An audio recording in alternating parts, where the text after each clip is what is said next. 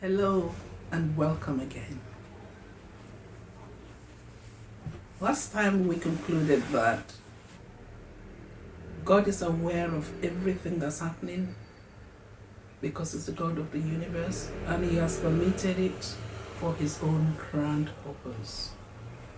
We need to pause and think about how this pandemic has affected lifestyles globally, because it indeed has. And that is part of what we will be looking at today.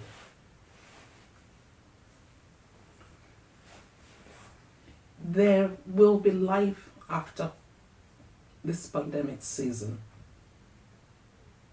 but the life post COVID-19 will certainly be different. It will be affected because this crisis has affected health, economy, human, even into human rights in all ramifications. So we should be prepared in a way for the post-pandemic life. I will ask us to ask ourselves, I would advise that we stop and ask ourselves these questions. Has this season caused you to talk more to God? Has this season caused you to check on your neighbors, your family members, your friends, even acquaintances? I will say yes to majority of the questions. I will go further to suggest that while you're indoors, because I believe the lockdown and social distancing should not be a spiritual lockdown. We have established there is a God of the universe. We have established that He knows about it all. We have placed Him in the equation. I believe we have acknowledged, talking to Him more, and asked, where is He taking us? Family bonds have improved, never like before. Now let's ask ourselves, while I am self-isolating, what can I do differently? How can I improve my business? How can I contribute better to the world?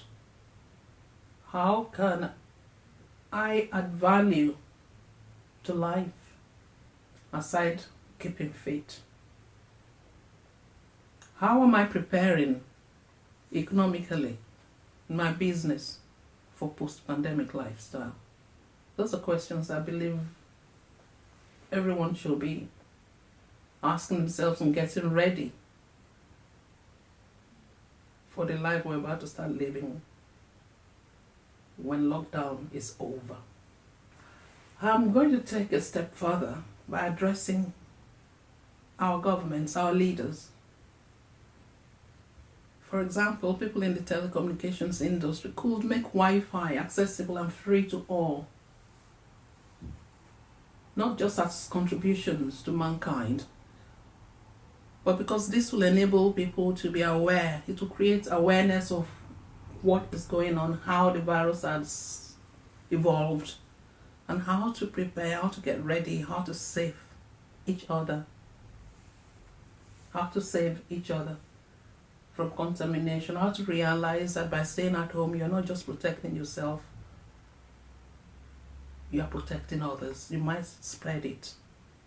You might have it with no symptoms at all.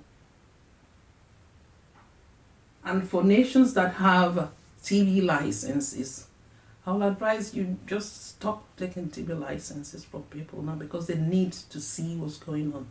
They need to understand coronavirus 2019 better. Our leaders and workers in the healthcare industry and pharmaceutical industries have put in, during this period, exemplary commitment. I appreciate them. So it's up to each of us to play our parts right. It would be an understatement to say COVID-19 is vile and fatal in most cases. However, I would say it has added value to some areas of our lives. We need to now look at how we can in turn return and give back to the community. What's broken that I can fix? How can I work better? We may have heard of an increase in domestic violence. I can see that subsiding because, well, looking at fear, claustrophobia, and all sorts of anxiety disturbing everyone is no excuse, but that will be addressed. My word of advice is to stay calm. Seek professional help when necessary. Check on everyone that you know needs or is in a vulnerable sector, or whoever comes to mind. And check out the news that comes up.